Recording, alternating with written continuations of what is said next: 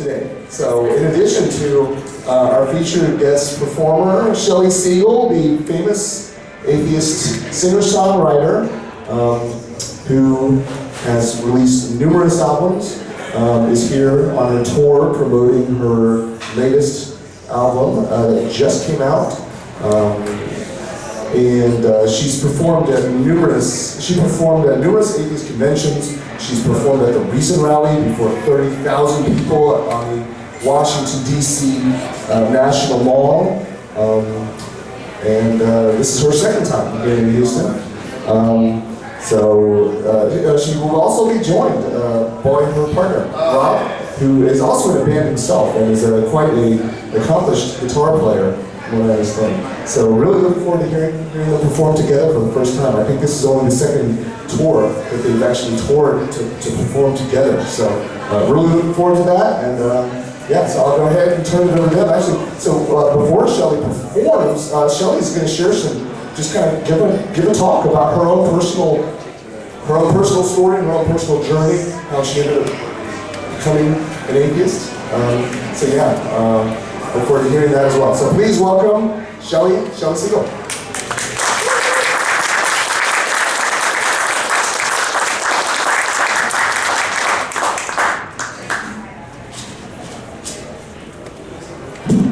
Thank you, Vic.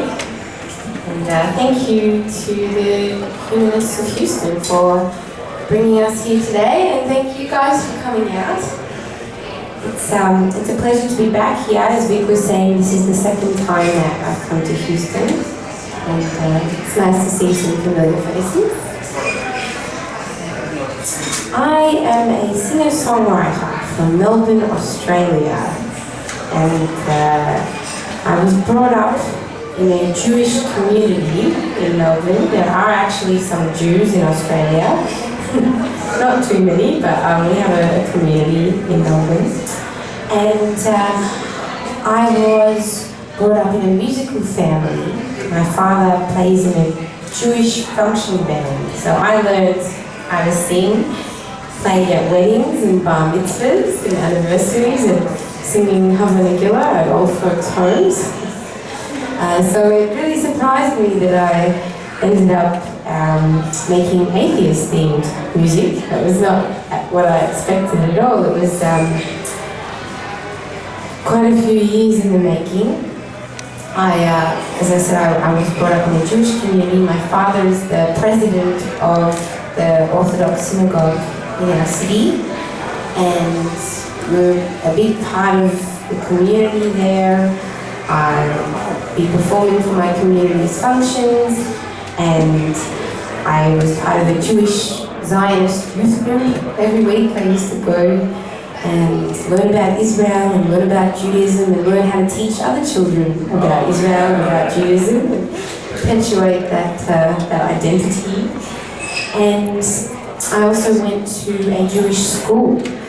So it was not an Orthodox school, but more a liberal reform level of observance at the school. But it was such a big part of my life. It was all-encompassing, and all of the adults that I trusted and respected and were part of my community told this story, this narrative, this biblical account of creation and a shared value system. And so as a young person, when all of the role models around you share that same story, you believe it unquestioningly. And it was only when I was in my year 11 biology class. I took biology as an elective because I really liked animals. And I learned about evolution for the first time. And that was very inspiring. It made so much sense to me, and it was the first time that I questioned the biblical account of creation, and I thought maybe it's not literally true. And over the next few years I started questioning more and more beliefs. I started dating a non-Jewish guy, which was very stressful for my family. I don't know if you're familiar with what it's like in the Jewish community. It's called marrying out if you leave, and it's very frowned upon. And that caused a lot of problems at home with my family.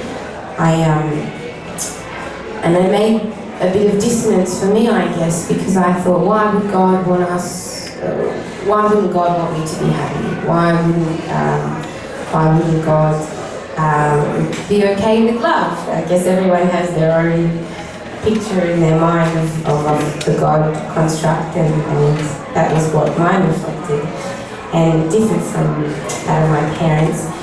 The final straw for me, I was travelling around Europe and I saw so many different worldviews, one after the other, and it made me see my own worldview and upbringing as one of many in a context, and I was able to assess and criticise it properly for the first time. Then I became an atheist.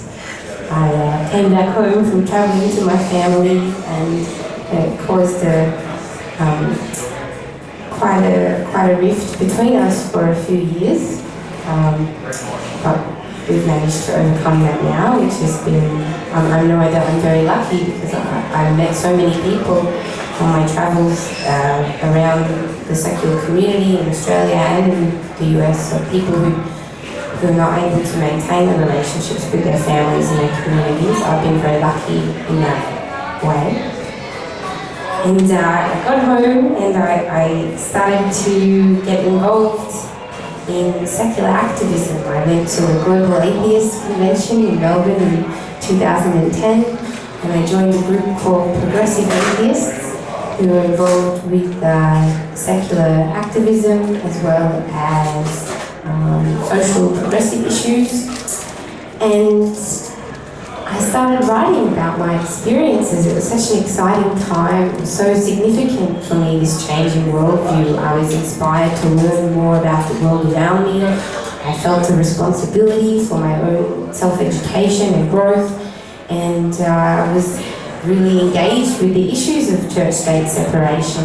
And so, because that was encompassing most of my consciousness at the time, I would discuss these issues with not only the people in the secular community, but with people in the Jewish community and anyone that I was meeting and anyone that would listen, really. And those discussions and those experiences and that inspiring time inspired me to create some very particular music. I've been writing songs since I was 11 years old. And I would always write about what I was going through. And so suddenly I was having all of this new inspiration. I started writing about my experiences and my discussions and my thoughts and my new worldview. And I thought, how cool to create a whole record where I discuss all the different themes to do with this topic. And so I released my first album, and it was called an Atheist album. I recorded it in London in 2011 and released it in the beginning of 2012. And a lot of people asked me why I was making my first album, an atheist album. My family and friends said it was a crazy thing to do. It's going to ruin your career before it started. But I thought it was really important to take a word like atheism or atheist that has these negative connotations. People, even I myself, before I was an atheist, thought that that way of looking at the world was cold or disengaged. And so I was very happy and proud to associate it with something positive and creative like music and art. And hopefully for the people that share my worldview, can be a means of their worldview being reflected through music, and for people who don't share my worldview, it could be a bit of an insight into what it's like to be an atheist and my way of looking at the world. So I'd like to share some of those songs with you today. I'd like to share some new songs as well. Since the last time I've been back here, I've released 2 further projects. So I'm really looking forward to sharing my music with you today. Thank you for listening to my story.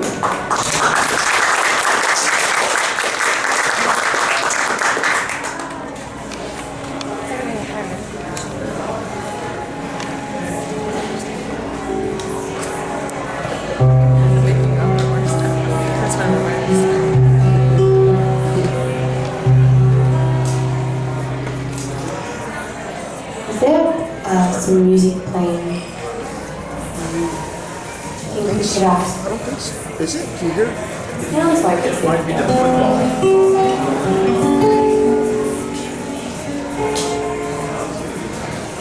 This first song that I'm going to play was inspired by a conversation that I'm sure many people have had, and it comes up when people find out that you're an atheist or a humanist, and they say, how do you know how to be a good person without God?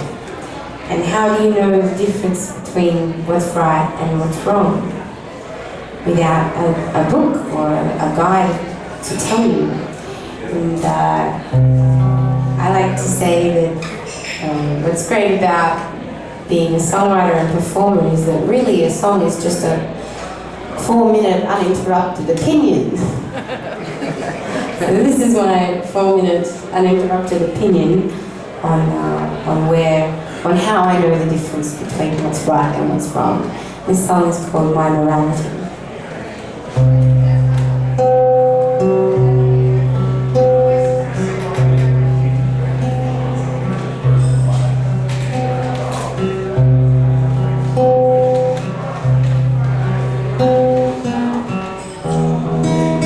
I'm being told by my resident guitar tech that my guitar is pretty out of tune. My ears are telling me that too.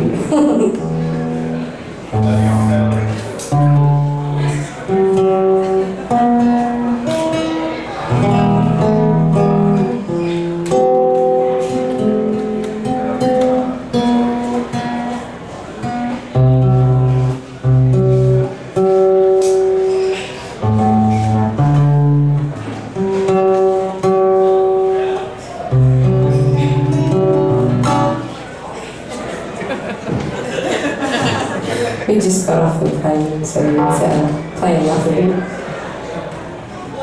Thanks, Rob. Everyone, this is Rob. Please make him feel very well.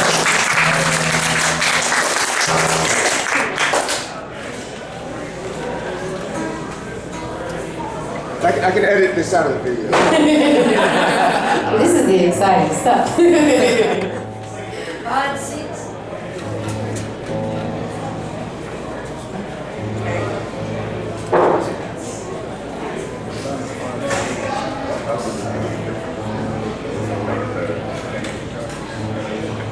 We actually had a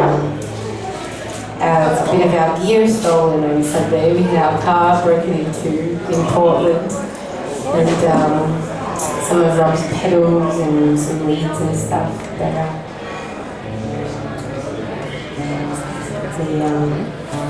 But we've got everything we need for today. Thank you.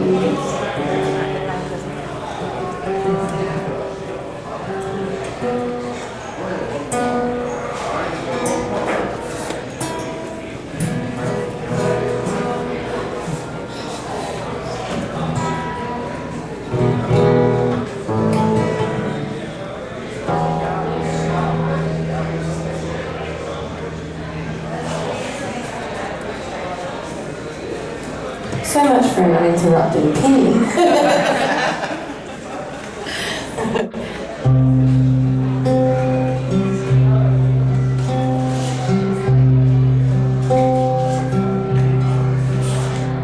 My morality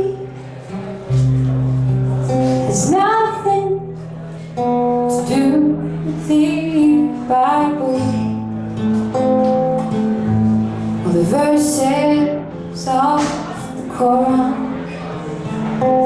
My morality won't judge you by your spirituality, but by the things that you have done. My morality is not set into stone tablets who don't even tell you not to hurt children. My morality is not dictated by developed from empathy, dependence and love. My morality accepts everybody's sexuality, is more concerned with inequality and validations from above.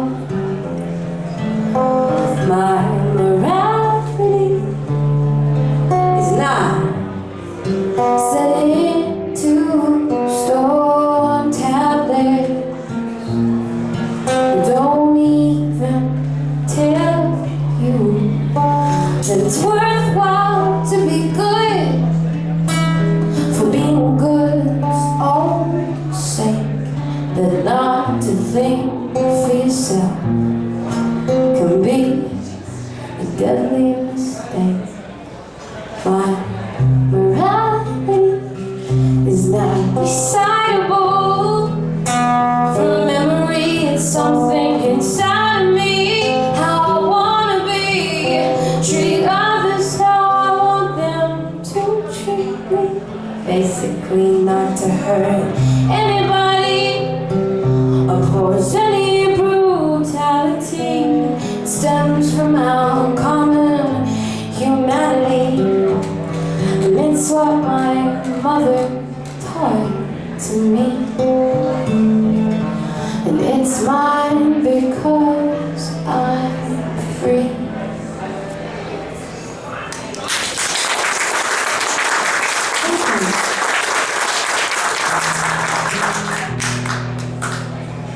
Thanks so much.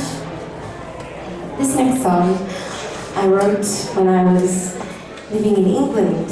I was living alone for the first time. I wasn't living alone in London. There was about 7 other people in my flat, but I was alone in that I was away from home and without family or friends. And I was in my bedroom and I heard this spooky noise outside. And I thought to myself, I'm so glad that I don't believe in ghosts anymore, because I remember a time when I did believe in ghosts and I would have been afraid of that noise. But my deeper understanding, my knowledge of the world had emancipated me from my fear, and I didn't need to be afraid because of my deeper understanding. And I instantly related that experience, that idea, to what it was like when I lost my faith. Initially it was very scary because this comfort and this person that you can reach out to that was always there is taken away from you, and it's a very tumultuous experience. But ultimately it became one of the most empowering experiences of my life because I understood that the responsibility for my life was entirely up to me. My thoughts, my understandings, my actions, my decisions, everything was up to me, and there was no one that I could outsource that to and rely on to help me. I have to be strong to face my own problems. So it was a very, very empowering experience ultimately. And this song is about those two feelings, a deeper understanding of the world and an empowerment that comes with that. This is called I Don't Believe in Fairies.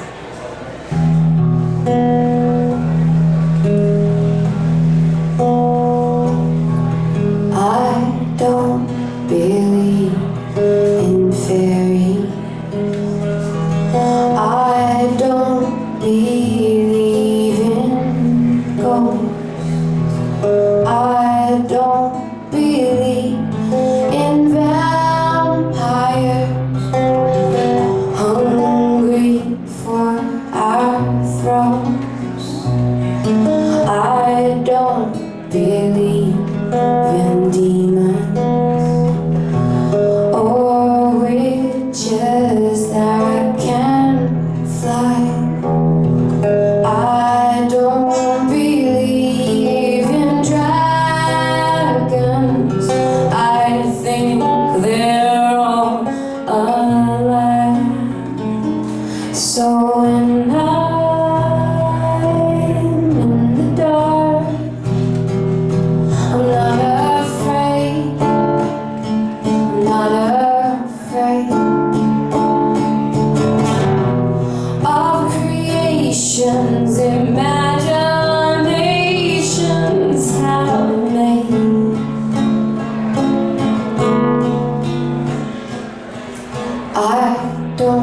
believe in Jesus. I don't believe in suits. I don't believe in Allah. I think they have no use. I don't believe in Adam. I don't believe in Eve. I don't believe in talking snakes. I think they're make-believe. So when I'm in the dark, in a dark place, in a dark place, I know it's only me and what I face.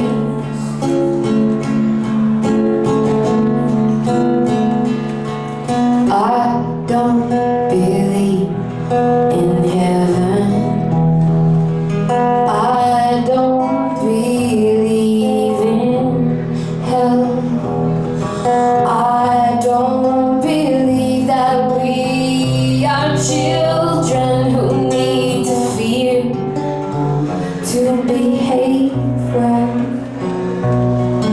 I don't believe in salvation. I don't believe in sin. I don't believe it will be easy, but I believe that reason can win. So when I'm in the dark, I'm not afraid. Not afraid of creations, imaginations I've made.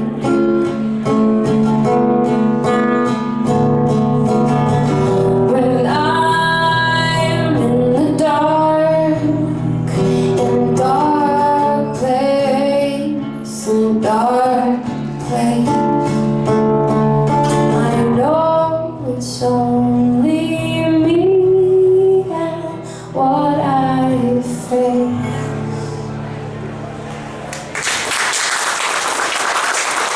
Thank you.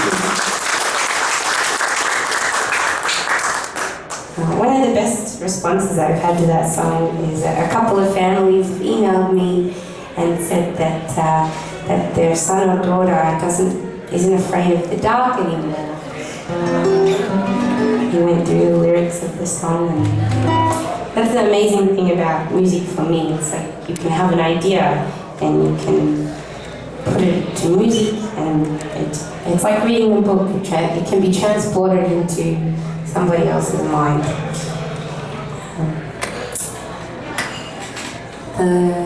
The last album that I released, the first album that I released after coming here, I was here about 2 years ago, and I released an album last year called An Easy Escape, and I made a single from that album about my trip to Morocco. I went with some girlfriends quite a few years ago, and it was a really, really exciting and beautiful holiday. It was a great country, and it was very accessible time for me as a tourist. It was very easy to get around. It was everything was set up to make it easy for you as a tourist to have fun. And I used to have dreadlocks, and I was walking through the marketplace, and people would call out to me. They would say, "Rasta, Rasta, do you want some hashish? Do you want some marijuana?" And I found this happening quite a lot throughout my trip. It became a bit of a refrain of my trip. And while I was having this beautiful, fun, easy escape time, I started to notice a bit of a contrast between what it was like for me as a tourist and what it was like for some of the people that lived there and the people that were offering me this good time. And so I wrote this song to kind of highlight that contrast and ask, well, what is my place here? And in this, and what is it that I need to escape from? Looking at some of the problems that I saw there that are not unique to Morocco, poverty, child drug abuse, and inequality between the sexes. And so I released this song and I got in really big trouble for doing it. I got picked up by the Moroccan World News, and I started getting all these comments, and I looked it up. I looked up online and I found this article that said, Australian singer-songwriter denounces the Kingdom of Morocco. Which I hadn't really done. And it was really interesting. There was quite a bit of press back and forth, but my favourite article was an opinion piece in the Moroccan World News that said that this is a great way to have a discussion about controversial issues, and I think that's true. I think if we can have something like a song that's open to interpretation and people can have a discussion around it, I think that's something really positive. So this is my song about Morocco, and I'm very happy to have Rob join me.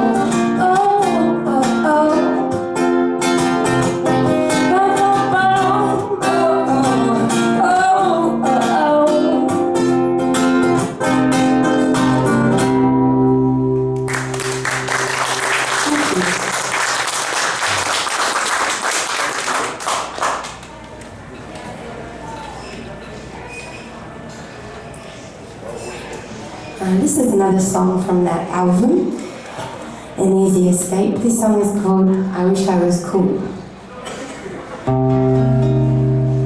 Oh, I wish that I was cooler than I am. I wish I didn't care. I wish I didn't go through all these things in my head when you're not there. I wish I didn't care, but I do. Oh, I wish that I wouldn't hold on to every nasty thing you say. I wish I wasn't aware. I wish I wouldn't cry, that it wouldn't be me you were loving anyway. I wish that I could say to you, why can't you say I love you? Can't you say I love you? Say I love you. I love you. Oh, I wish that I just make up my mind about what's real.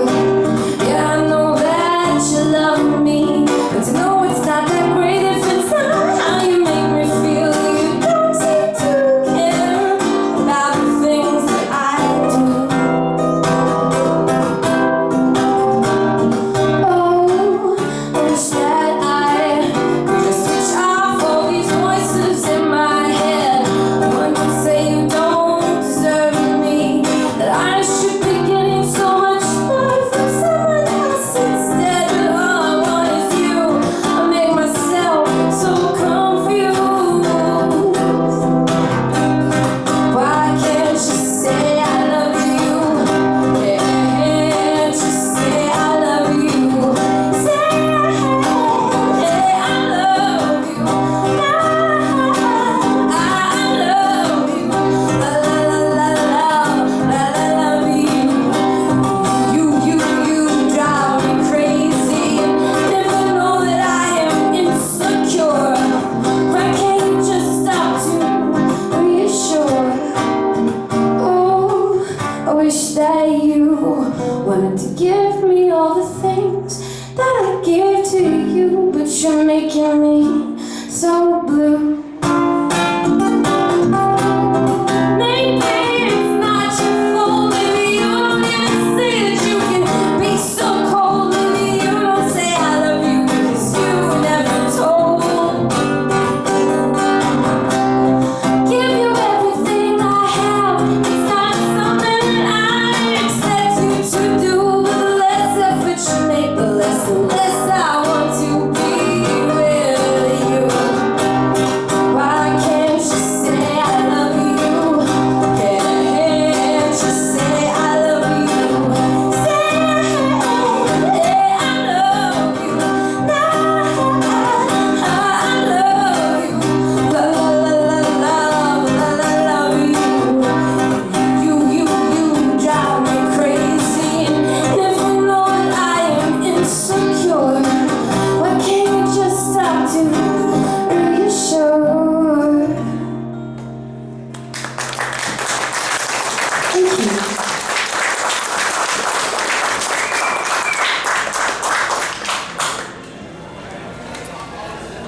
Thanks so much. These next couple of songs are from my second album. I was very, very lucky.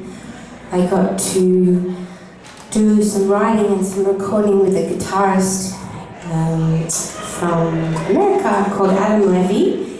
And he played with Nora Jones and Tracy Chapman, and he's an amazing jazz, country, Americana guitarist. So I would definitely recommend him if you enjoy that kind of music.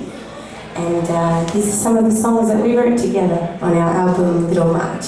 This song is called Stuck in the Memory.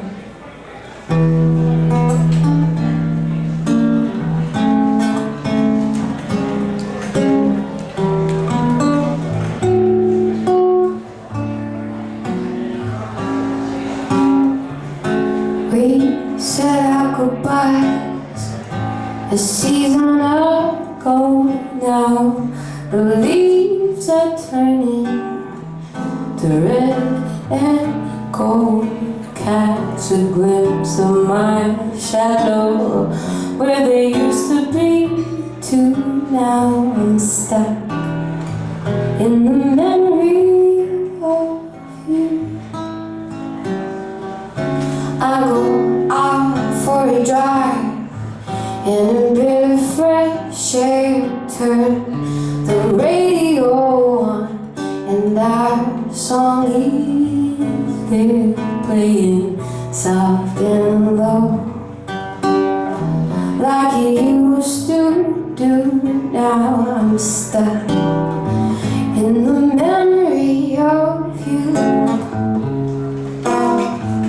Cut off all my hair, got a brand new style, bought a new dress to wear, and I put on a smile.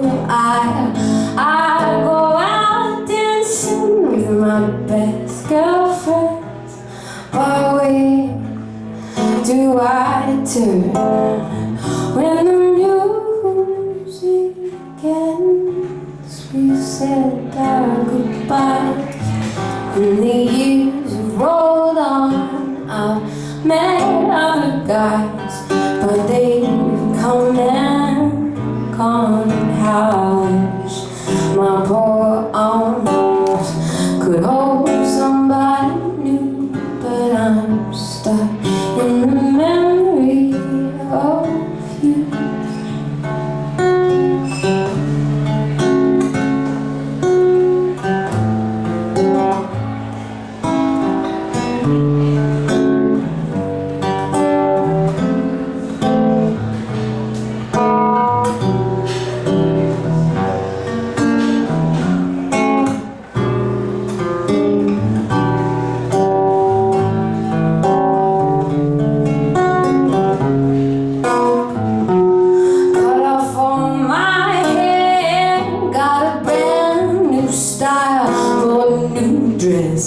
To wear, and I put on a smile. I go out dancing with my best girlfriend, but where do I turn when the music ends? We said our goodbyes and the years have rolled on.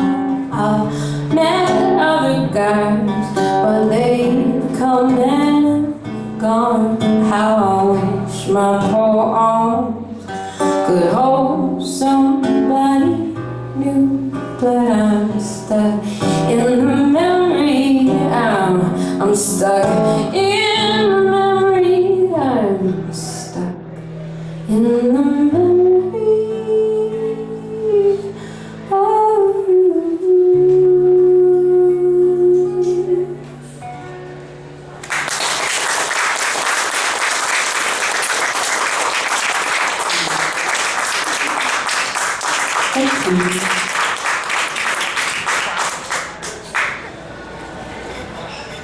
This next song I wrote, I was on a road trip on the west coast of Australia, and I was visiting the stromatolites. Has anyone heard of the stromatolites? Before? Yeah, I found out about them a couple of years ago, and when I found out they're in Australia, I was very excited to go and see them. So for those who don't know, the stromatolites were the earliest life form on the planet, and they were a cyanobacteria that lived 3.5 billion years ago, and they would live in the ocean and they would wash up on the shore, and over thousands and thousands of years they would collect and they would build these rock-like structures. So even though they looked like rocks, they were alive, and they had this chemical reaction that would release oxygen. So it's the stromatolites that are responsible for the oxygenation of the early Earth. And they exist today in a modern form in two places in the world. One is in South America, and the other is on the west coast of Australia. So I hopped on a plane. I'm from Melbourne. I crossed over to the west coast.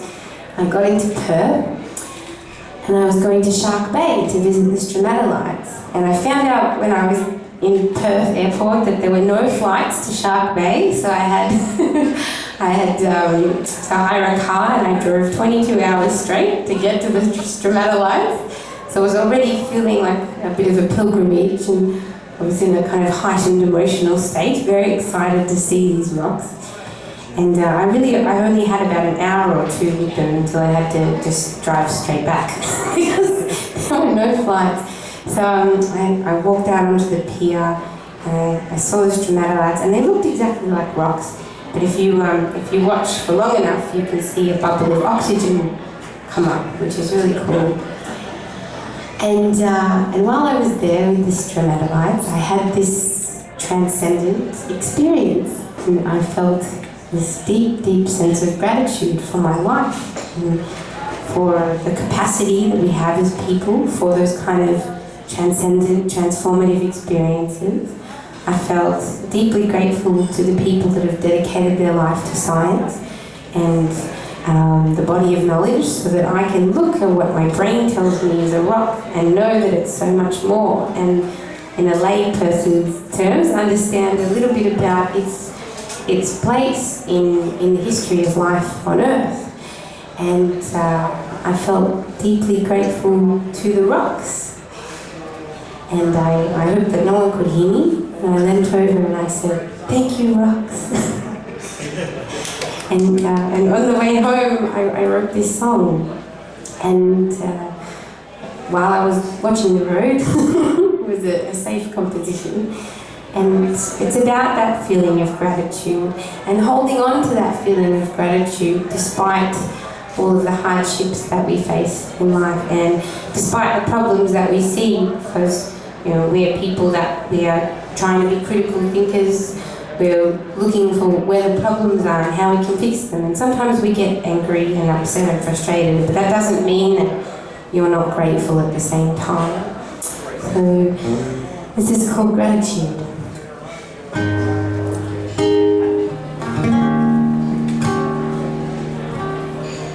Life can be hard,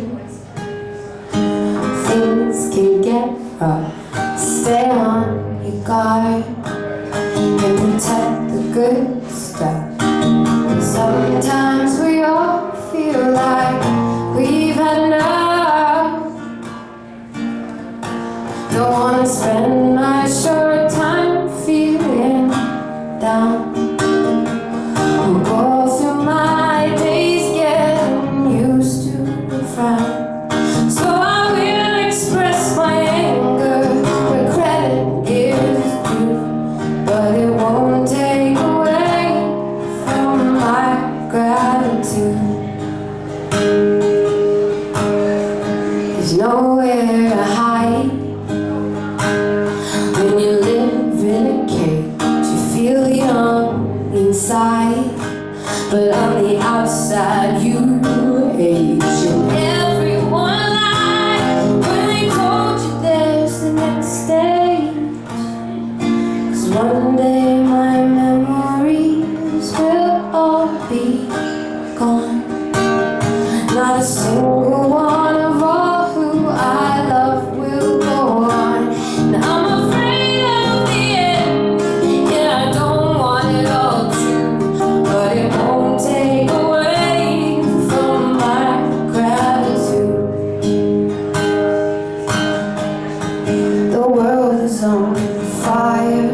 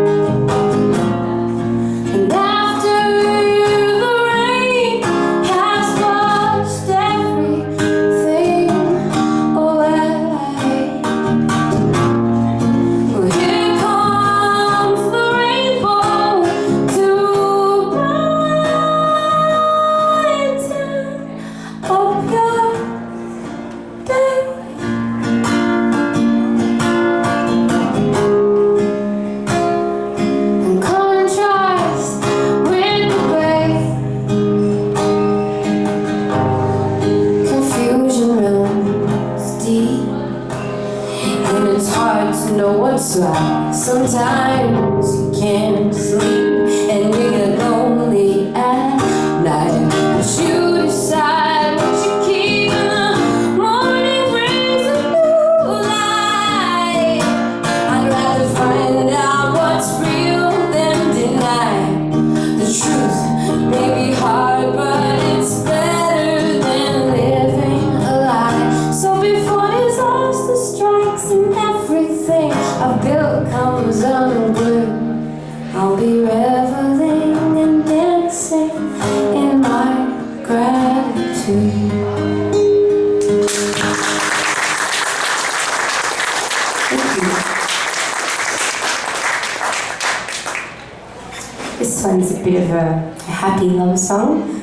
I'd like to embarrass my partner Rob and dedicate it to him.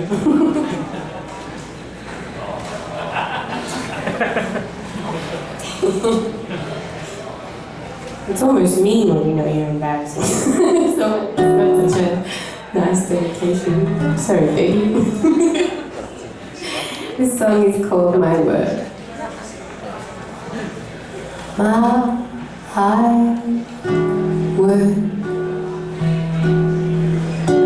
My word. My word. I'll give you my word on which you can build your dreams. I'll give you my word. So bad together at the seams. I'll give you my word. Ain't never gonna be no diamond ring, but honey, my word. It's the strongest thing.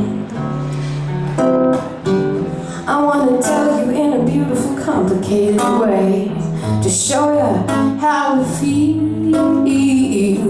But the words on their own hit straight to the bone. My word. My word. My word.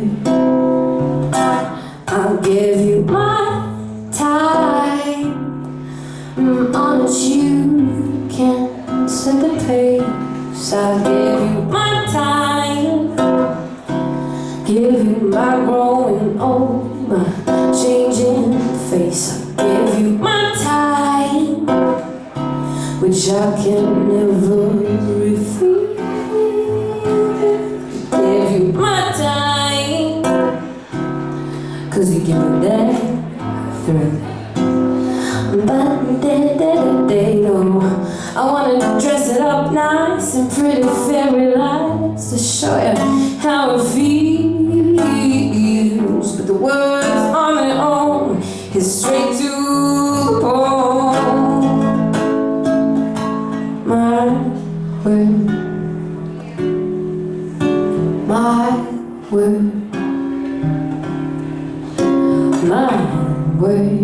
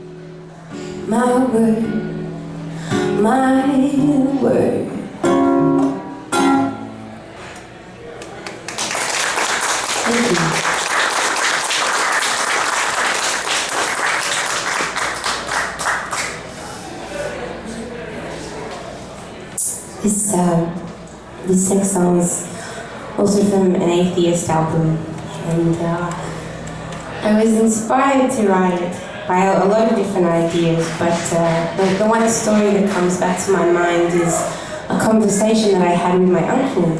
A lot of my family are, some are traditional Jews, some are Reformed Jews, and some of them are Orthodox Jews. My uncle is Orthodox. And we were having a conversation about recycling.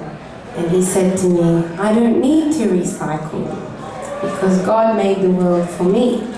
And there's nothing that I can do that will interfere with God's plan. The world is here to exist as long as God wants it to, and there's nothing that we can do as humans that can interfere with that. And I just feel that that is such a dangerous way of looking at our place in the planet, and a dangerous way of removing any responsibility that we have for this beautiful place that we find ourselves. So this song is about that idea and the danger of focusing on the next life rather than this life, which is the only one that we know we have for sure. The song is called Afterlife.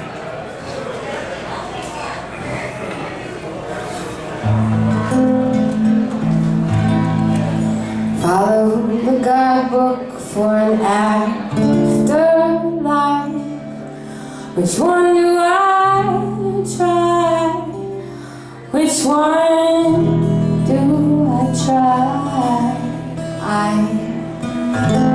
I'd like to believe that I'll never die, but I can't comply. No, I can't comply.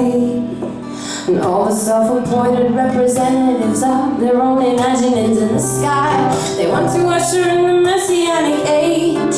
They don't mind if it's brought on by nuclear rage. They're so sure of their ability to outlive the utility of their bodies. But just remember what's the last thought in my brain of every suicide bomber and every hijacked plane. Follow the guidebook for an afterlife. Which one do I try? Which one do I try? I like to believe that I'll never die, but I can't comply. No, I can't comply. And thousands are humming that the second coming's coming. Environmental responsibility is succumbing to the suicide longing for paradise. Can't they see it's already before our eyes? And all that makes us who we are, we find cannot survive without a mind. You're so afraid to die, you're willing to sacrifice, living through it all with the knowledge that you only have one night. Follow the guidebook for an afterlife. Which one do I try? Which one do I try? I like to believe that I'll never die, but I can't comply.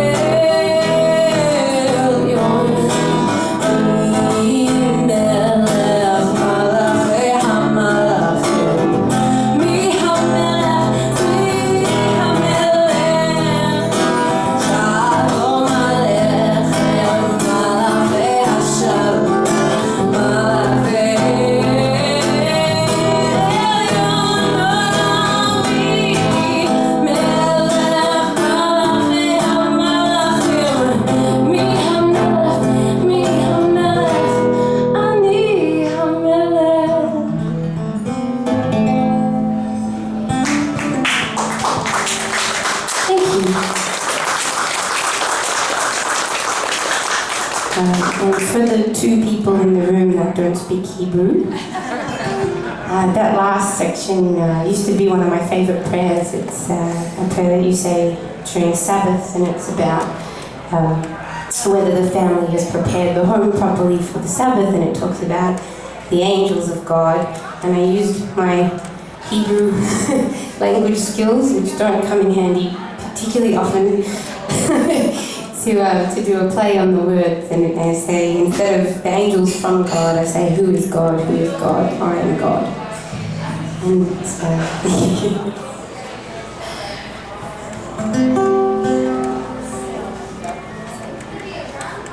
and this next song was my single from an Atheist album. This was the first single that I ever released, and it was inspired by a person that was giving me a pamphlet in the street. I was walking around in my neighborhood. It's a very Jewish neighborhood, and he was walking around giving pamphlets that day. He was doing particularly well in a very Jewish area. He asked me if we could talk, and I said, depends, what you're talking about. And we talked about Jesus, and we talked about the age of the earth, and he told me very nicely, very kindly, very politely that I was going to hell, and that I would burn forever. And I went home and I was quite angry. I thought, who is this person to come into my space and my world and tell me how to live their life when they have no way of knowing whether what they say is true in the first place without questioning. I think that was the thing that made me the angriest when I came home an atheist to my family. I was a teenager as well, so I was quite inarticulately angry. And I would say to them, how could you teach me all these things without first finding out if they were true or not? So this is me saying, I'm not going to be told how to live my life. And how do you know what it is you say you know? The song is called Saved.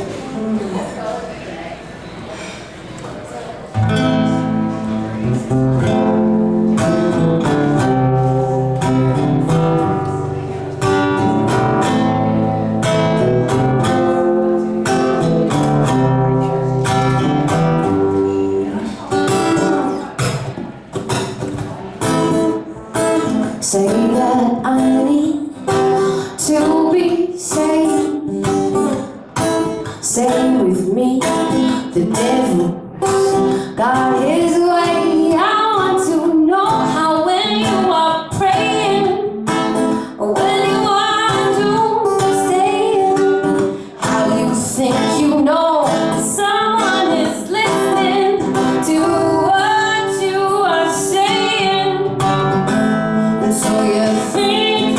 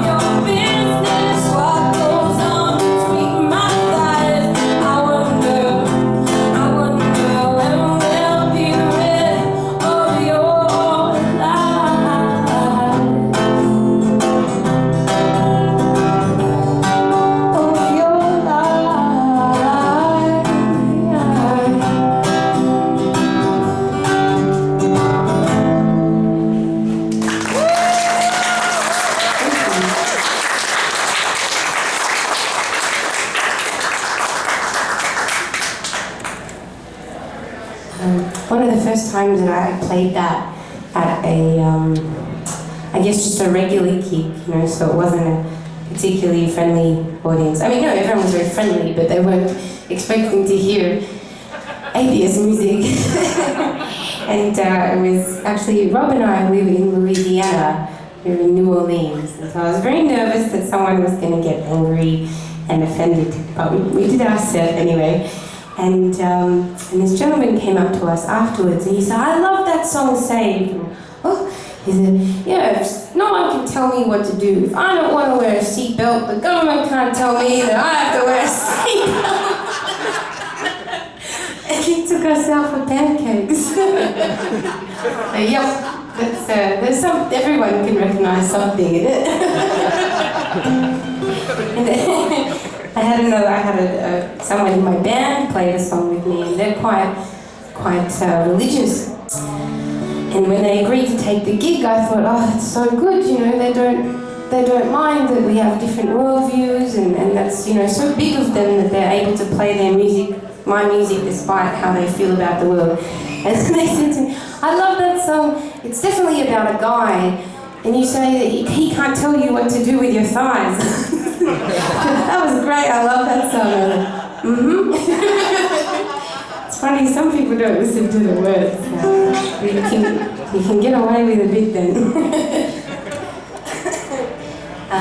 This is a song from my second to last album, An Easy Escape.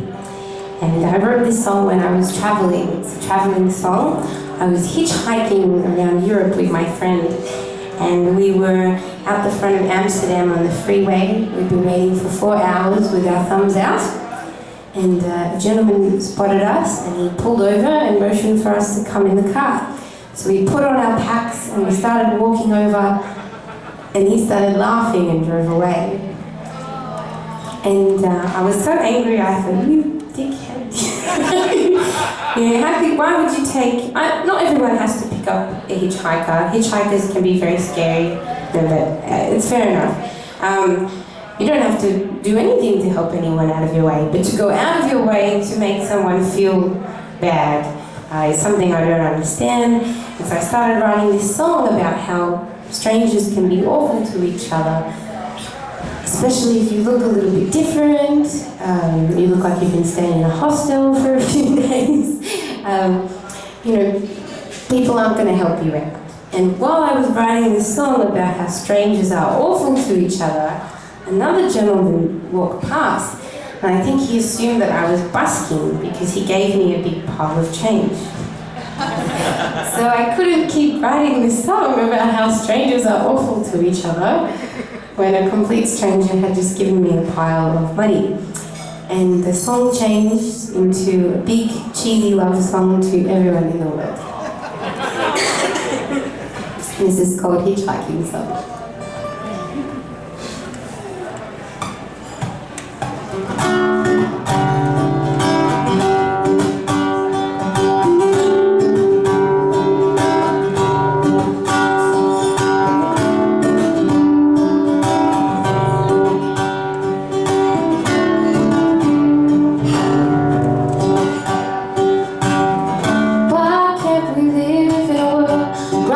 Hold out my hand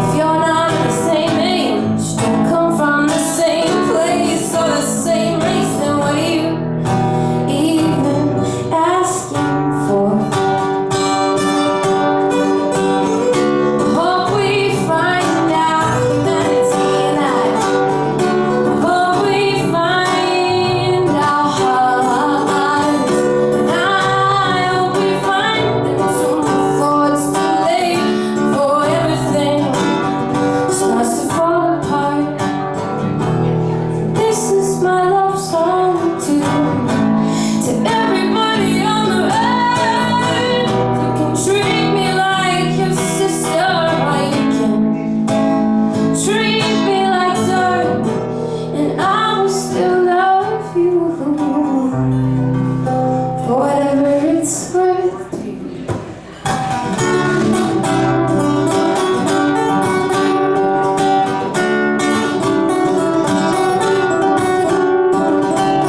What makes us think that we own this world? I can come to your country, so why can't you come to mine?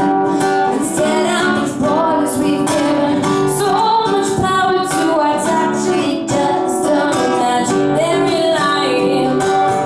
We try to keep our gates closed 'cause we know that we have more.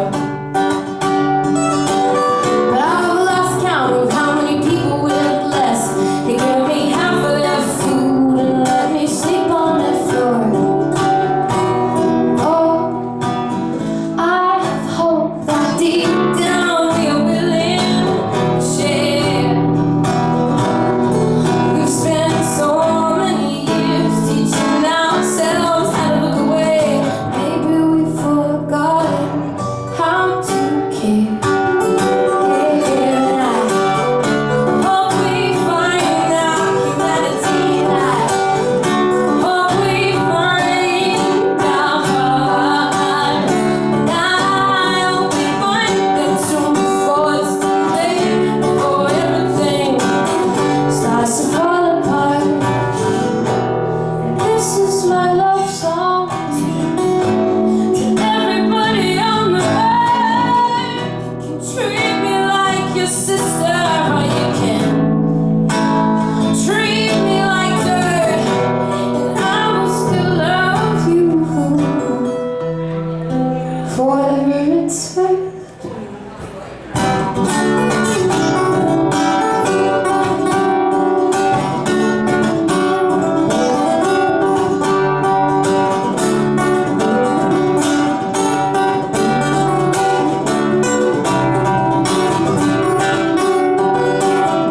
Hope we find our humanity.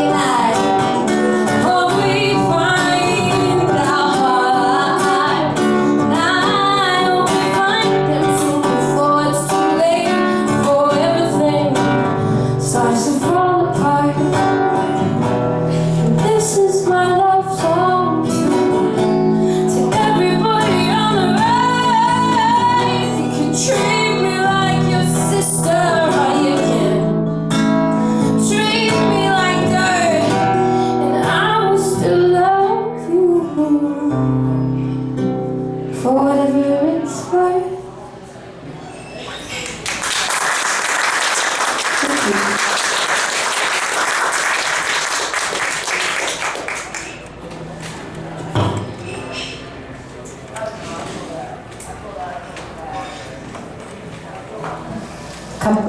Couple of shows ago, I was singing that song, and it came into my head. I thought, my brother's actually not that nice to me. And I hope that doesn't ruin the message of the song. He's a really cool kid. He's a couple of years younger than me. He's 26, and I remember having to come home and teach him about evolution. Because I learned about evolution because I took biology as an elective, but in my school, if you didn't take it as an elective, you would just go all the way through without learning about evolution. So I came home and tried to explain all this to my family, and they were laughing at me. And I thought, how can you believe in that? It's ridiculous. And I had to sit with my brother. We spent hours and hours up all night arguing for so many months. I know we watched a lot of the Atheist Experience show on YouTube, and my brother really liked Matt. I love Matt too, but I think he really helped get through a bit to Josh. And here we used to just be yelling into the night. Finally, he agrees with me. Big sister wins in the end. But yeah, he's such a funny kid. Now we're very close. I'm just making fun of him. But one of the things he used to say to me, since he was 11, when we would have a big fight, he would say, "You will not see my children." He was 11. It's a pretty good one. I have to be on my best behaviour.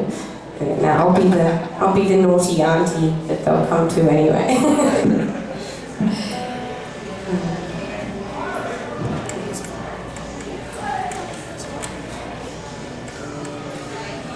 So this next song was another song born from discussion, actually about evolution. And as I was saying, I'm very lucky in that I'm still close with my family and my community at home. And one of my good friends, we have very fun, heated discussions. And this one time we were arguing about evolution, and he doesn't believe, I do, but it's not from a place of ignorance. He understands the mechanism, he understands the way that it works. He won an essay writing competition about evolution and was invited to speak about his essay and evolution at the most prestigious university in our state, but he doesn't believe in it. So we're arguing, and I said to him, Dan, you understand the mechanism. You just need to look at the evidence and you'll see that that is the case. And he said, and this is my bad South African accent, he said, I don't want to look at the evidence, Shelley. I already suspect that my life is meaningless and I don't want that to be confirmed.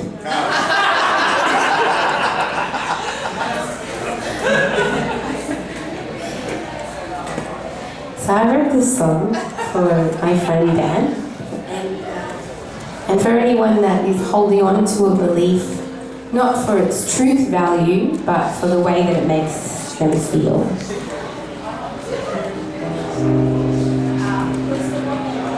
This is called House with No Walls.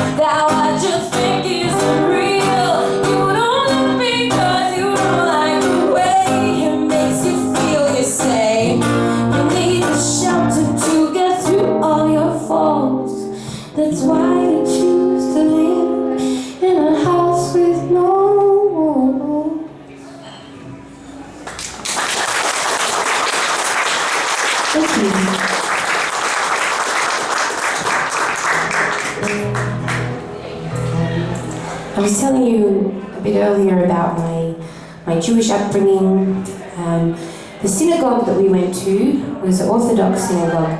Even though at home we had the traditional or liberal reform level of observance, the synagogue that we went to was Orthodox. So they had gender segregation at the synagogue. The women would sit downstairs.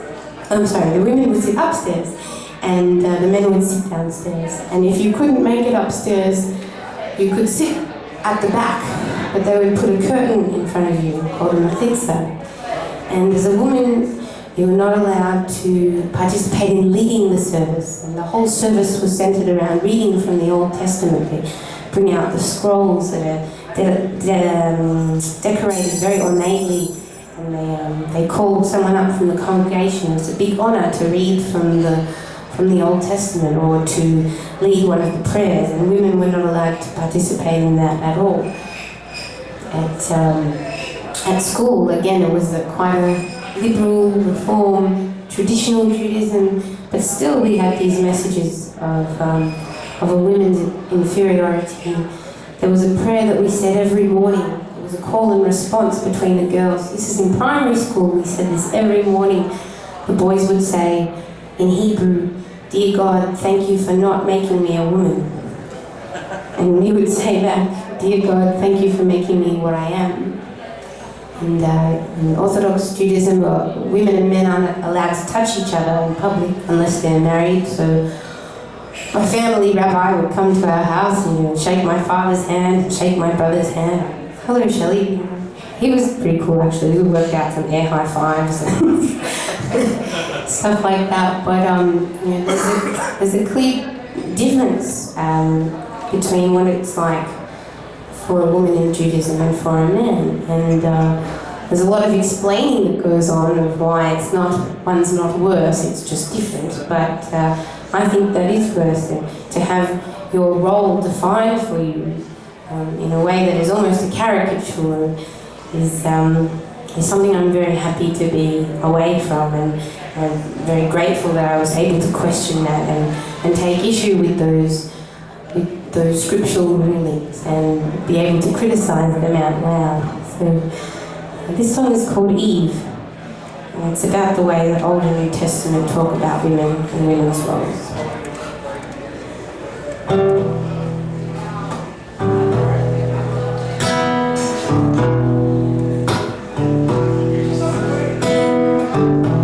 The Bible tells me I was made from man. Do for him everything that I can. I must surrender to his will. I must submit. I can't make the household decisions, 'cause I am unfit. It tells me my place with everlasting grace.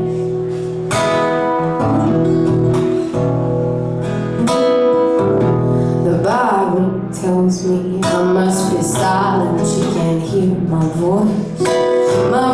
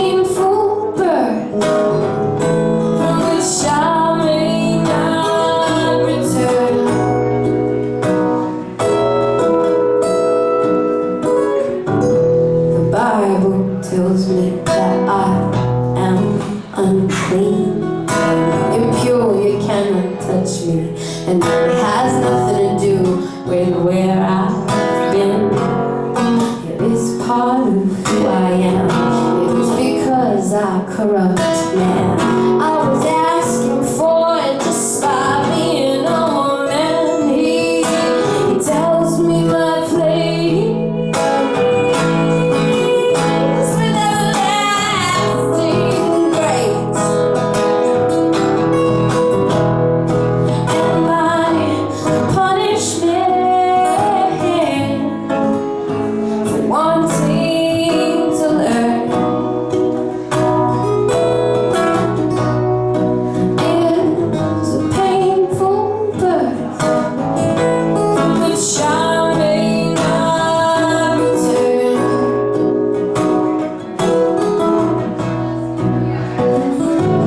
The Bible tells me I was made for and from man. I'm a stew for him and everything that I can. I must surrender to his will. I must submit. I can't make the household decisions 'cause I am unfit. Tells me my place with everlasting grace. Yeah, it tells me my place with everlasting grace.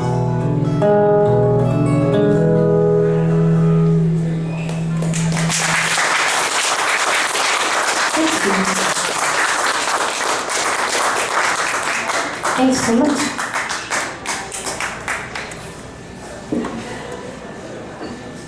How are we going for time? We have room for some more songs? Everyone's enjoying themselves? I'll pick up my text and I'll say, how y'all doing? That was pretty bad, I'm sorry. I'll stick to Australian and South African accents.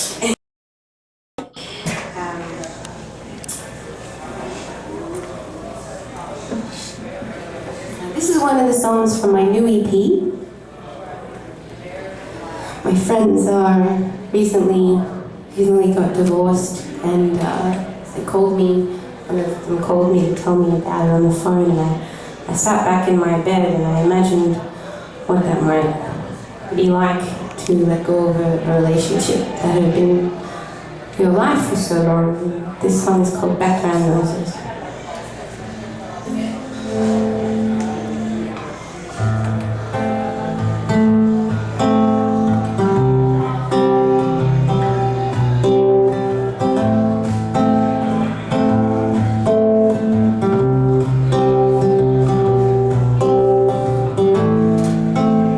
What happened to all the background noises that told me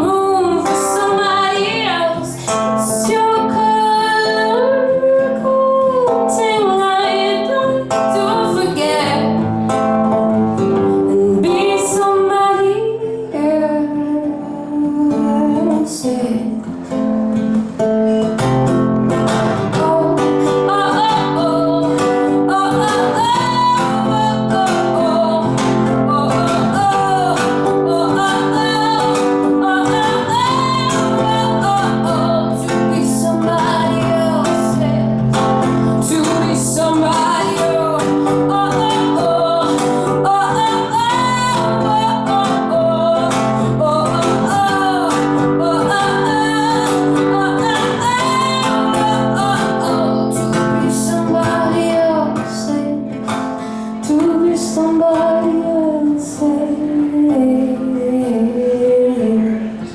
I took your soundtrack of my ship. I'm making room for somebody else. It's your thing I'd like to forget and be somebody else.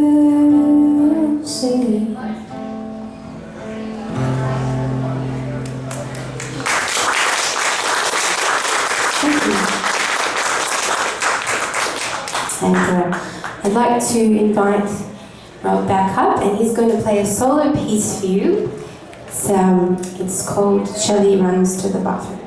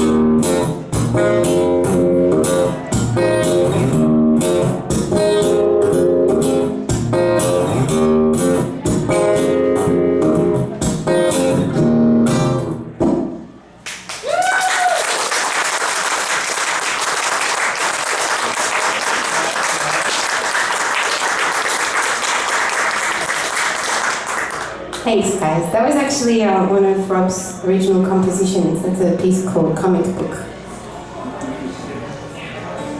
I'm very lucky to get to travel and perform with my partner. Every once in a while we get to write a song together.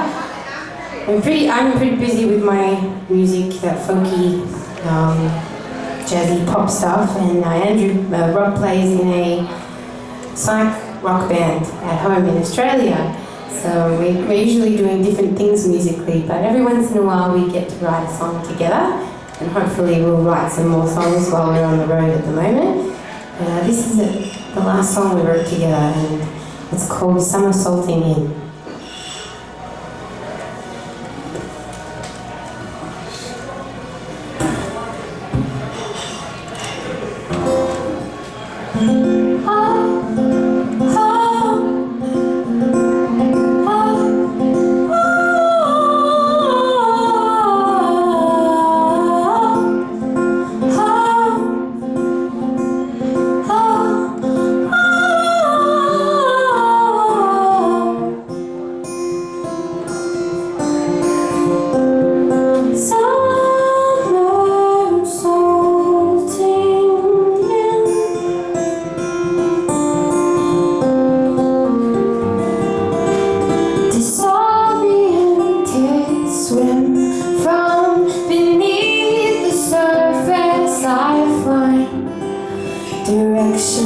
Reactionless patterns will release my mind from still somersaulting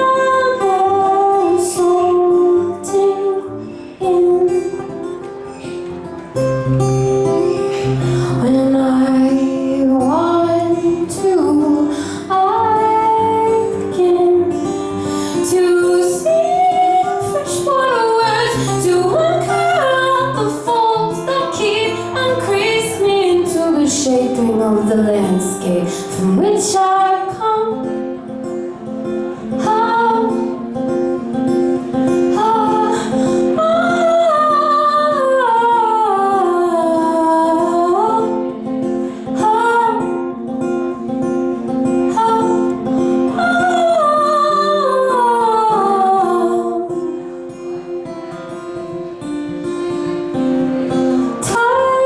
Tightrope walking straight.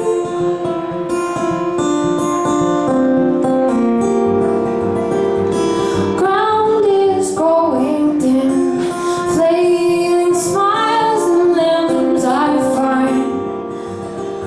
Directionless patterns will release my mind from still somersaulting in. When I want to, I begin to sing freshwater words to work out the faults that keep and crease me into the shaping of the landscape from which I come.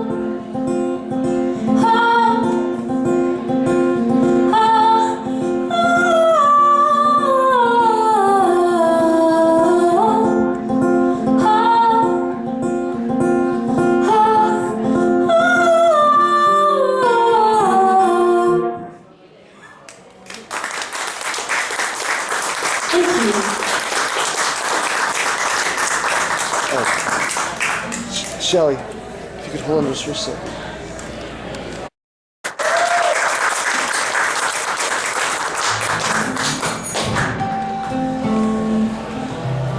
This is my current single that's out at the moment from my new EP. And I wrote this song after a romantic liaison, not from a very long time ago, where the person I was with wanted me to change the way that I looked for them. And it made me think about the aesthetic expectations that are placed on us by media, society, other people close to us, even by ourselves. And I think when it comes to discussions of body image, a lot of the time we hear it's what's inside that counts. And I agree with that to a certain extent. We should value character over appearance, but the reality is that the way that you look will hugely colour the life that you lead and the outcomes that you have. And so I guess I'm not being judgmental of the fact that we are very visual creatures. I'm just, this is my understanding of the way it is, but questioning whether it's something we can overcome. And this is called Sidelined.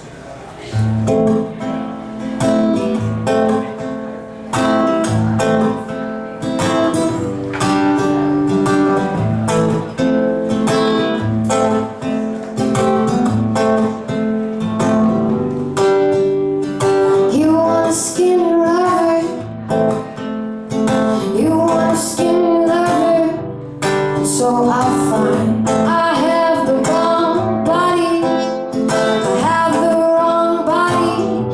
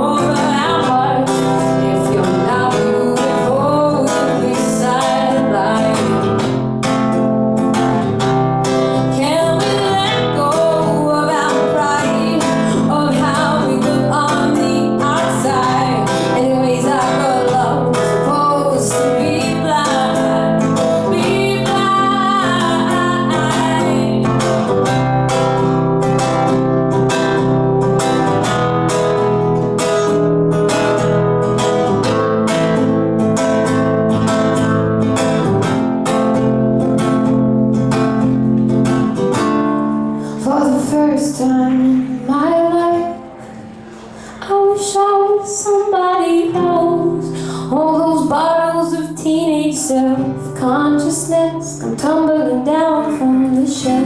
But this is familiar, it's who we've become. Slaves to a static, this is the tune. This is the tune that we hum. Can we change who we are? Can we remove the filter from over our hearts? If you're not beautiful, you'll be sad like you. Can we let go of our pride, of how we look on the outside? Anyways, I thought love was supposed to be blind, be blind,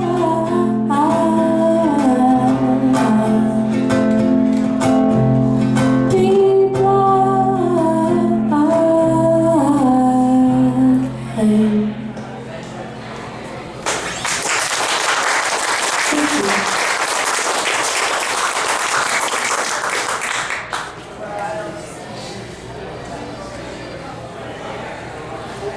This is going to be my last song. So thank you very much again for coming out and for being so warm and supportive.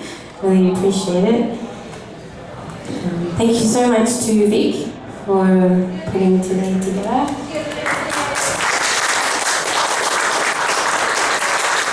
And Scott, and who else was helping set up the gear? Thank you to Mustafa and Scott. Thanks, Oh, wait, guys. no, and Johnny. And John. Thank you. It's nice to be back with the Humanists of Houston, and I hope to see you again on my next tour.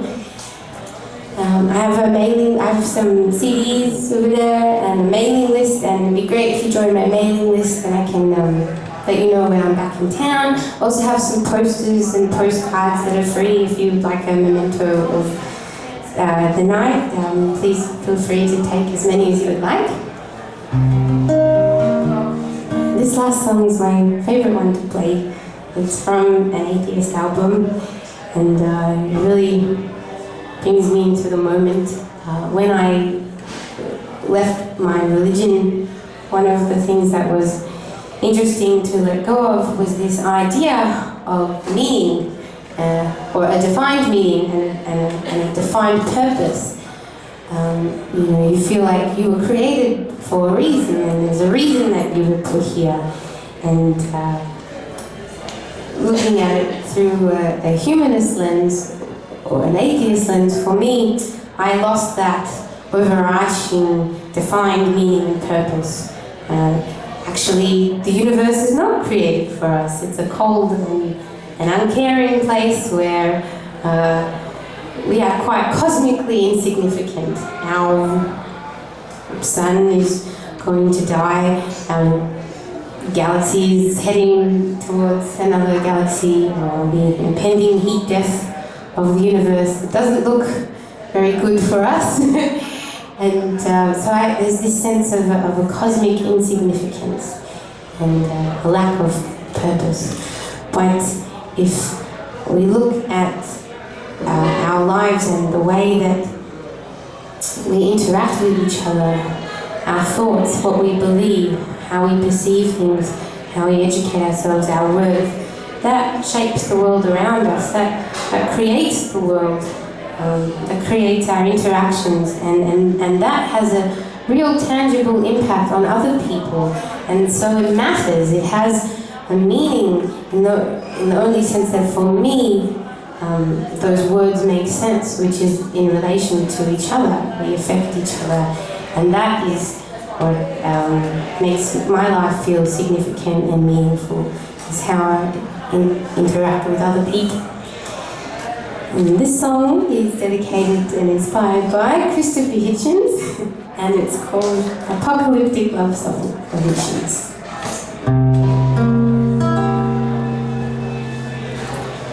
One day, the sun is going to die.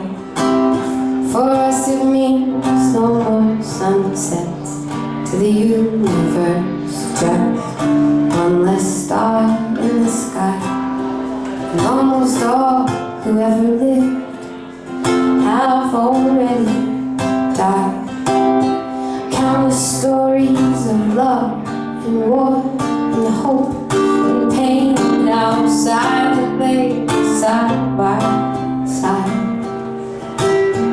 But yes, I understand that my whole life is just a blink of an eye in the history of the earth. With each moment that goes by, but this moment that I am with you, it feels like time has stood still.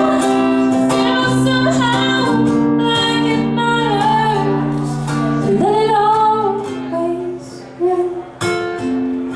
In 1 billion years, the oceans will dry, while somehow life may continue.